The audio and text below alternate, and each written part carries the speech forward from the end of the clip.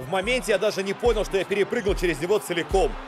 Я помню, что я оперся на него вот так. И дальше я фокусируюсь на кольце. А кольцо очень далеко, прям как до той камеры. Я прыгнул слишком издалека, но я лечу хорошо, видимо, хорошо выпрыгнул. И я мимо него пролетаю, там, не знаю, он упал или что с ним такое, короче. И когда я забиваю, моя реакция... Да, я забил офигенный данк, я долетел до кольца. Киджи орет: да, чувак, вообще ты такой. А все остальные ни слова. С того момента до самого конца матча. Никто ни слова не сказал. И был тайм-аут. На меня Стив Смит смотрит и такой: чел, ты что сделал? Потому что никто никогда не перепрыгивал через 2.20 чувака в полный рост в игре. И я понятия не имел, что происходит.